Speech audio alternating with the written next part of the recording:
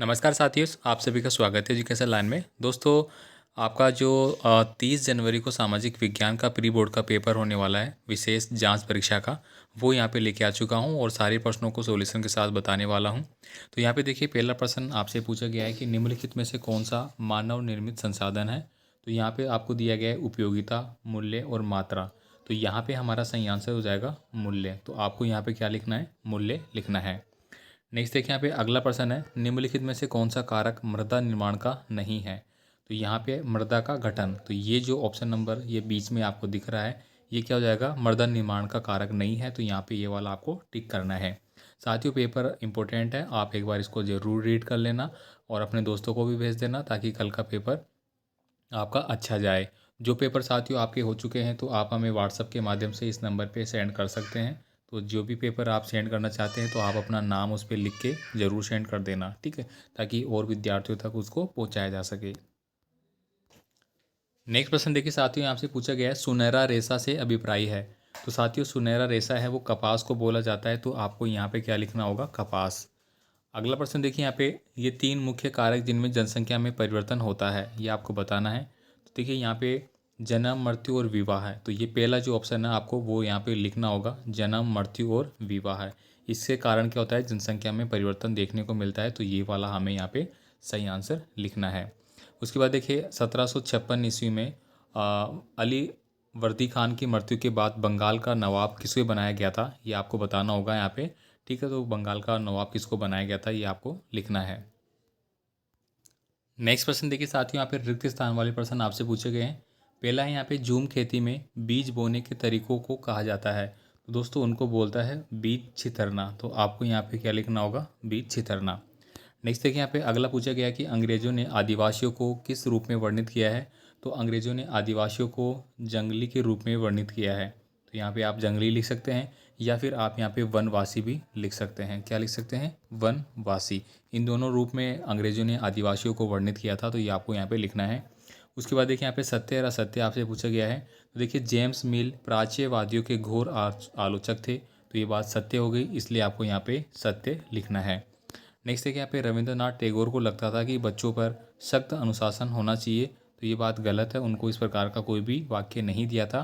तो यहाँ पे ये असत्य होगा, आपको यहाँ पे असत्य लिखना है। नेक्स्ट प्रश्न देखिए, यहाँ पे आपसे पूछा गया है कि सिपाहियों ने नए कारतूस पर एतराज़ क्यों किया था। यानी कि दोस्तों ये 1857 की जो क्रांति हुई थी उसके बारे में ये प्रश्न है, वहाँ से लिया गया है। तो देखिए उनका मानना था कि नए जो कारतूस थे उनमें गाय और सूअर की चर्बी का उपयोग किया जा रहा है। इसलिए जो भी सिपाही थे उन्होंने क्या किया कि नया जो एनफील्ड रॉयल एनफील्ड के नाम से एक कारतूस यानी कि बंदूक है, राइफल है, वो निकाली गई थी और उसका विरोध वहाँ पे किया गया था। और सबसे पहले दोस्तों इसमें मंगल पांडे जो थे वो उन्होंने विरोध किया था। उन्होंने 2 अंग्रेज अधिकारियों को मार गिराया था, ठीक है। उन्हीं के साथ साथ ये क्रांति है पूरे भारत में फैल गई थी। तो ये आपको यहाँ पे पूछा गया है, ये वाला प्रश्न। अगला देखिए, जनसंख्या संगठन से क्या तात्पर्य है। इसका आपको आंसर लिखना होगा। जनसंख्या संगठन आपको बताना होगा, इसके बारे में आपको प्रश्न पूछा गया है। अगला प्रश्न देखिए, यहाँ पे निम्नलिखित के दो उदाहरण आपको देने हैं। खनिज आधारित कच्चा माल। तो दोस्तों लोहा अयस्क, चूना पत्थर, ये हमारे हो जाते हैं मैग्नीशियम और डोलोमाइट। तो ये हमारे खनिज आधारित कच्चे माल के दो एग्जाम्पल हो गए। तो ये आपको यहाँ पे लिखना है भाई। अगला प्रश्न देखिए, यहाँ पे कृषि आधारित कच्चा माल आपको बताना होगा, जिसमें वनस्पति तेल हो जाएगा, चाय उद्योग, कागज उद्योग, ये आपको यहाँ पे लिखना है। रोपण कृषि क्या है। दोस्तों वाणिज्य कृषि एक प्रकार का रोपण कृषि है। इसमें दोस्तों आप किन किन का एग्जाम्पल लिख सकते हैं। आप इसमें धान कृषि का एग्जाम्पल लिख सकते हैं। आप इसमें जो गन्ना है उसका एग्जाम्पल लिख सकते हैं। ये एक प्रकार की रोपण कृषि के अंतर्गत आती है। मोस्टली आप इसमें धान का नाम लिख सकते हैं। इसके अलावा दोस्तों यहाँ पे देखिए, महात्मा गांधी बच्चों को हस्तकलाएं क्यों सिखाना चाहते थे। क्योंकि दोस्तों महात्मा गांधी बच्चों को हस्तकलाएं इसलिए सिखाना चाहते थे ताकि वो स्वावलंबन बने, स्वावलंबी बने, यानी कि अपना कार्य वो खुद कर सके।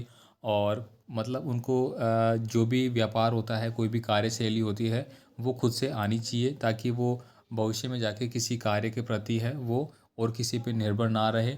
वह स्वयं निर्भर यानी कि स्वयं पर वो निर्भर रह सके। इस चीज़ के लिए उन्होंने क्या किया था, बच्चों को हस्तकलाएं सिखाना चाहते थे वो। अगला प्रश्न देखिए साथियों, यहाँ पे आपसे पूछा गया कि उद्योग से क्या तात्पर्य है। तो किसी खास क्षेत्र में बड़े पैमाने पर सामान बनाना या सेवाएं देना है वो उद्योग कहलाता है। आपने देखा होगा कि आपके आसपास या आपके ज़िले में कहीं पे भी बहुत सारे उद्योग धंधे चलते हैं, यानी कि एक बड़ी प्रकार की फैक्ट्री अपन उसको बोलते हैं, ठीक है, या फिर अपन उसको कारखाना भी बोल सकते हैं। तो वहाँ पे क्या होता है, बड़े पैमाने पर है वो वस्तुओं का निर्माण होता है, इसलिए उसको अपन क्या बोलते हैं, उद्योग के रूप में शामिल करते हैं। तो यहाँ पे उद्योग का ये आपको लिखना होगा।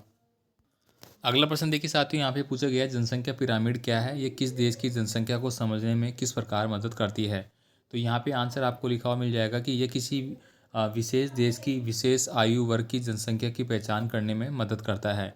यह देश में पुरुषों और महिलाओं के अनुपात की जानकारी भी हमें देता है। पिरामिड का मतलब क्या हो गया कि इस प्रकार से कोई चीज़ बनी हुई है, मान लीजिए कि पिरामिड आपने देखे होंगे, ये पिरामिड है, ठीक है, एक ये पिरामिड है और एक ये छोटा पिरामिड बना देते हैं। इसको तो मान लीजिए कि मेल कैंडिडेट मतलब पुरुषों के रूप में लिख दिया है, इसको फीमेल मतलब महिलाओं के रूप में लिख दिया है, ठीक है। तो यानी कि यहाँ से लेके यहाँ तक कितने पुरुष जो है वो इस पिरामिड के अकॉर्डिंग हो जाएंगे, महिलाओं की संख्या कम है तो इस प्रकार से हो जाएगी, या फिर उल्टा भी हो सकता है। तो पिरामिड जो है वो यहाँ पे देश की जनसंख्या और उनकी पहचान करने में मदद करता है। इसके बाद देखिए अगला प्रश्न यहाँ पे, हाशियाकरण शब्द से क्या समझते हैं। तो देखिए किसी व्यक्ति या समुदाय को किनारे या घटिया पर ढकेल देना, ठीक है, उसको अपन हाशियाकरण कहते हैं। यानी कि कोई भी व्यक्ति है या समुदाय है उसको जो सामाजिक परिवेश है उससे बाहर धकेल देना, उसको ज़रूरतमंद जो आर्थिक गतिविधियाँ हैं उसको उसमें शामिल ना करते हुए उसको अलग थलग रखना ही उसका हाशियाकरण कहलाता है। तो ये आपको यहाँ पे लिखना होगा। कुछ शब्द आपसे पूछे जाएंगे जिनके बारे में आपको लिखना है, जैसे बरी करना यानी मुक्त करना, ठीक है, इस प्रकार के वो भी आपको देख लेने भाई। अगला प्रश्न देखिए यहाँ पे, अंग्रेजों ने सरकारी दस्तावेजों को किस तरह सुरक्षित रखा था। तो उन्होंने क्या किया था, सभी शासकीय संस्थाओं में अभिलेख कक्ष बनाए थे। तो ये प्रश्न आपकी वार्षिक परीक्षाओं में भी आया हुआ प्रश्न है कि अंग्रेज जो अधिकारी थे उन्होंने वो अपने दस्तावेजों के लिए अभिलेख बनाए गए थे, और अभिलेखों में वो यानी कि अभिलेख कह सकते हैं या फिर कोई भी एक प्रकार की जैसे ऑफिस जिसको अपन आजकल बोलते हैं उस प्रकार की गतिविधि उन्होंने अपनाई थी, और वहाँ पे वो सरकारी दस्तावेजों को सुरक्षित रखते थे। तो ये आपको यहाँ पे लिखना है।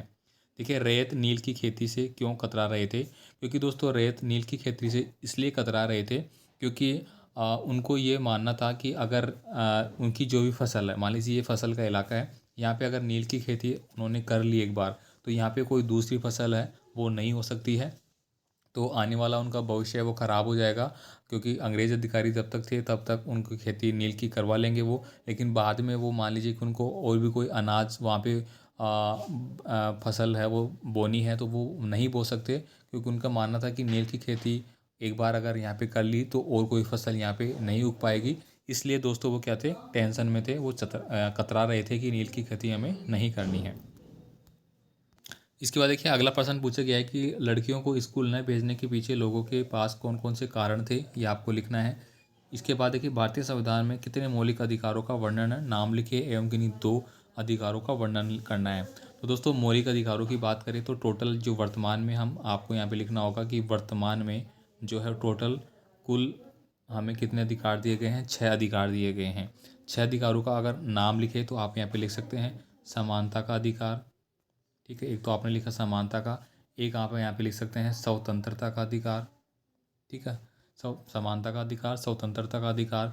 फिर यहाँ पे आप लिख सकते हैं प्राण और दैहिक अधिकार, प्राण व दैहिक अधिकार, ठीक है, 3 हो गए। इसके बाद अगले में लिखता हूँ यहाँ पे, फिर आपको लिखना है शोषण के विरुद्ध अधिकार,